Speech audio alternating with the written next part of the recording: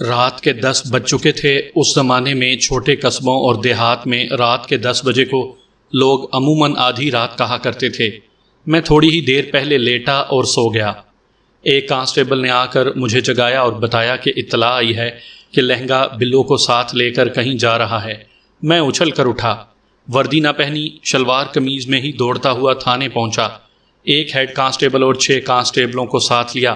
سب کے پاس رائفلیں تھیں، میرے پاس اور ہیڈ کانسٹیبل کے پاس ریوالور تھے۔ میں آپ کو بتاتا ہوں کہ میرا انتظام کیا تھا۔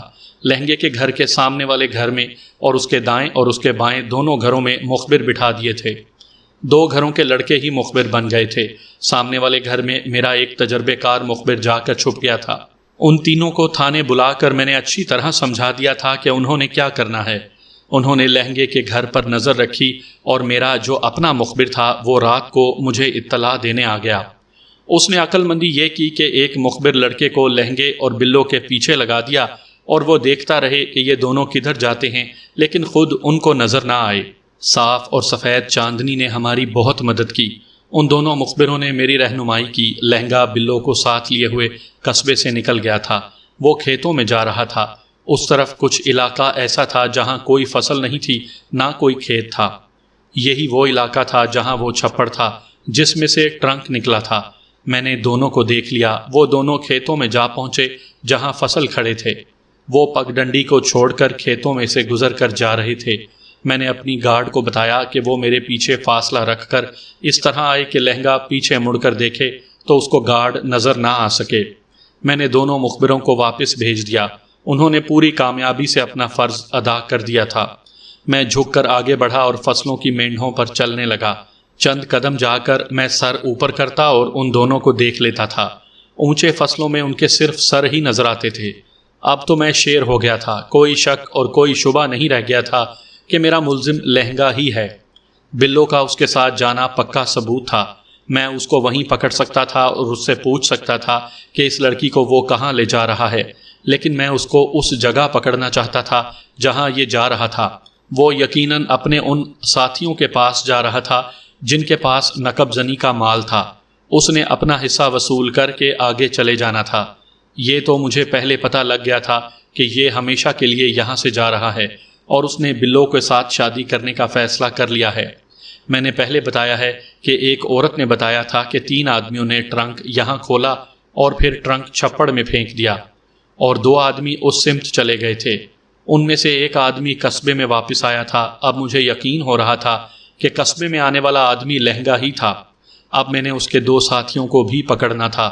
بعض واقعات ایسے ہوتے ہیں جو لکھے نہیں جا سکتے، یا شاید مجھ جیسے لکھاری ان کو صحیح لفظوں میں ٹھیک طرح سے بیان نہیں کر سکتے۔ یہ واقعات دیکھنے والے ہوتے ہیں اور اس کی ایک ہی صورت ہے کہ ان کی فلم دیکھی جائے۔ میں آپ کو فلم تو نہیں دکھا سکتا، لفظوں میں بتا سکتا ہوں کہ یہ تعاقب کس طرح کا تھا۔ وہ دونوں یقیناً ہنسی خوشی جا رہے ہوں گے کہ پولیس کو اور سکھ آڑتی کو دھوکہ دینے میں کامیاب ہو گئے ہیں اور اب لوٹے ہوئے مال میں سے مالدار ہو کر کہیں دور جا کر نئی زندگی بنائیں گے۔ میں جھکا جھکا ان کے پیچھے پیچھے مینڈھوں پر جا رہا تھا اور یہ ڈر بھی تھا کہ ایسا نہ ہو کہ میں سر اوپر اٹھا کر ان کو دیکھوں اور وہ مجھے دیکھ لیں۔ میں اس صورت میں بھی ان کو گرفتار کر سکتا تھا، لیکن لہنگا بڑا چالاک آدمی تھا۔ بلو یہ بیان دے سکتی تھی کہ وہ اپنی مرضی سے اس کے ساتھ جا رہی تھی۔ مطلب یہ کہ میں بہت ہی احتیاط سے ان کا تعاقب کر رہا تھا اور پیچھے خاصے فاصلے پر میری گارڈ آ رہی تھی۔ گارڈ کے واسطے بھی ضروری تھا کہ سر نیچے کر کے چلے اور پاؤں کی آواز نہ آئے اور کوئی کھانسے بھی نہیں، یعنی مکمل خاموشی اختیار کرنی تھی۔ آخر ایک چھوٹا سا گاؤں آ گیا اور لہنگا بلو کے ساتھ اس گاؤں میں داخل ہو گیا۔ یہ گاؤں قصبے سے 2.5-3 میل دور تھا۔ میں نے اور میری گارڈ نے اتنا زیادہ فاصلہ جھک کر طے کیا تھا۔ اس پوزیشن میں چلنے سے آدمی بڑی جلدی تھک جاتا ہے اور ہڈیاں دکھنے لگتی ہیں۔ وہ دونوں جب گاؤں میں داخل ہوئے تو میری نظروں سے اوجھل ہو گئے۔ میں سیدھا کھڑا ہو کر تیز چل پڑا اور گاؤں میں داخل ہو گیا۔ ان دونوں کو ایک گھر میں داخل ہوتے دیکھ لیا۔ میں رک گیا اور گارڈ کا انتظار کرنے لگا۔ 10-12 منٹ بعد میری گارڈ آ گئی اور میں نے ہیڈ کانسٹیبل سے کہا کہ وہ نمبردار کو جگائے لیکن شور نہ ہو۔ ہیڈ کانسٹیبل کو نمبردار کا گھر معلوم تھا۔ اس نے نمبردار کو جگایا اور میں بھی اس کے پاس چلا گیا اور کہا کہ فلاں مکان کے پیچھے سیڑھی لگا دو۔ سیڑھی کا انتظام ذرا سی دیر میں ہو گیا۔ میں نے 3 کانسٹیبل سیڑھی سے اس مکان کی چھت پر چڑھا دیے اور خود اس مکان کے دروازے پر جا پہنچا۔ یہ ذہن میں رکھیں کہ وہ گاؤں کے کچے مکانات تھے جو زیادہ اونچے نہیں تھے۔ میں دروازے پر دستک دینے لگا تو اندر صحن سے کسی کی آواز آئی، اوئے کوٹھے پر کون ہے؟ وہ میرے کانسٹیبل تھے جو چھت پر چڑھے تو ان کے قدموں کی آواز نیچے والوں کو سنائی دی۔ ادھر میں نے بڑی زور سے دروازہ کھٹکھٹایا۔ کوئی آدمی کمرے سے صحن میں نکل آیا تھا۔ چھت سے ایک کانسٹیبل نے اس کو کہا کہ جاؤ فوراً دروازہ کھول دو، تھانے دار صاحب آئے ہیں۔ دروازہ کھل گیا اور میں ہیڈ کانسٹیبل اور دوسرے کانسٹیبلوں کے ساتھ اندر چلا گیا اور صحن میں سے گزر کر سامنے والے کمرے میں گیا۔ ہمارے پاس بڑی ٹارچیں تھیں جن کی روشنی میں ہم نے سب کو دیکھا اور کہا کہ لالٹانیں یا دیے جلا دو۔ کمرے میں ایک بوڑھا تھا، ایک جوان آدمی تھا، اس کی بیوی اور 2 بچے تھے، لہنگا اور بلو بھی وہیں تھے۔ مال فوراً نکال دو، میں نے کہا۔ لہنگے، میں تم سے بالکل نہیں پوچھوں گا کہ اس لڑکی کو یہاں کیوں لائے ہو، مجھے سب معلوم ہے۔ خود مال نہیں نکالو گے تو تلاشی لوں گا، نہ ملا تو کھال ادھیڑ دوں گا، اور سوچ لو تمہارے بچنے کی کوئی صورت نہیں۔ یہ بتا دو کہ تمہارا تیسرا ساتھی کون ہے اور کہاں ہے، اس کو بھی حاضر کرو۔ کمرے میں ایسا سناٹا طاری ہو گیا جیسے یہاں کوئی انسان ہے ہی نہیں۔ 2 بچے تھے، وہ بہت چھوٹے تھے، وہ بے فکری کی نیند سوئے ہوئے تھے۔ اچانک بوڑھا بم کی طرح پھٹا، اس کے منہ سے 3-4 گالیاں نکلی جو اس نے اپنے بیٹے کو دی تھیں۔ وہ جوان آدمی جو اس کمرے میں موجود تھا اس بوڑھے کا بیٹا تھا۔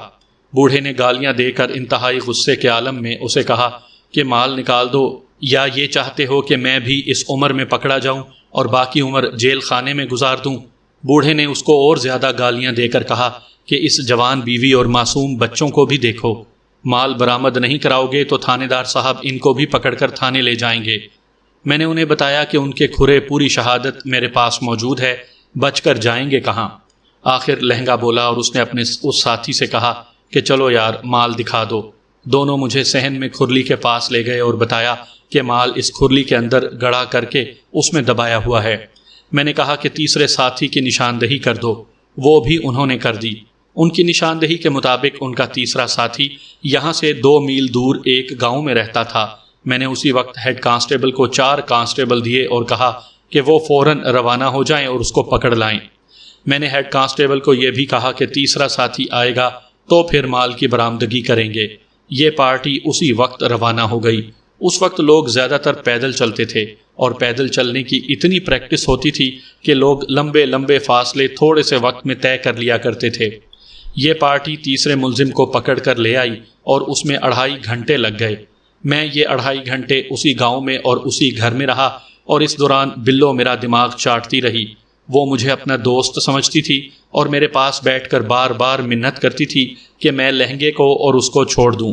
اس نے یہ بھی کہہ دیا کہ گھر بھیدی کا کام اسی نے کیا تھا اور لہنگے کو اچھی طرح سمجھا دیا تھا کہ مال کون سے ٹرنک میں رکھا ہے، اور وہ ٹرنک 3 ٹرنکوں کے نیچے پڑا ہے۔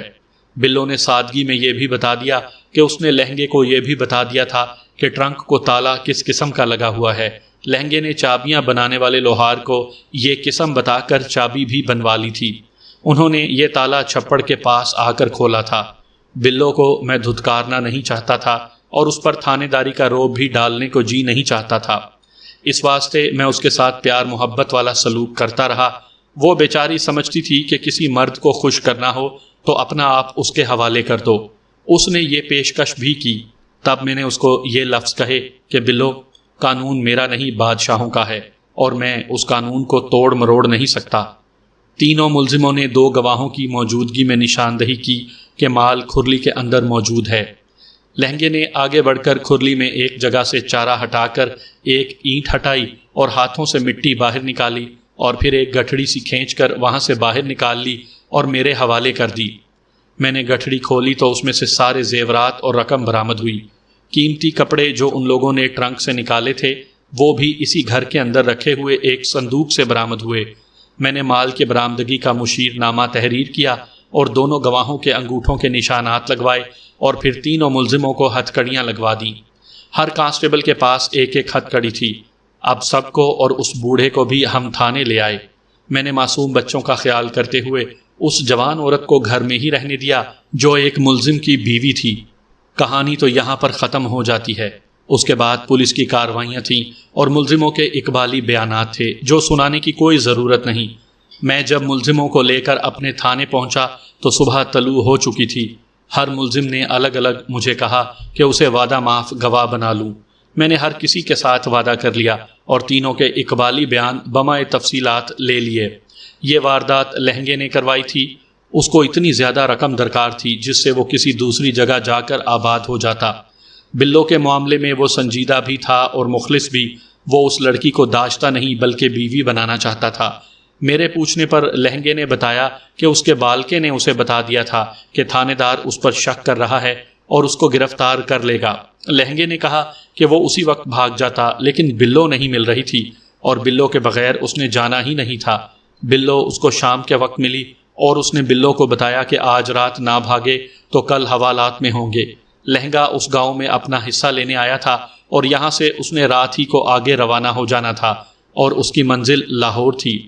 بات تو ختم ہو گئی ہے، لیکن میں بلو کے بارے میں کچھ بتانا چاہتا ہوں۔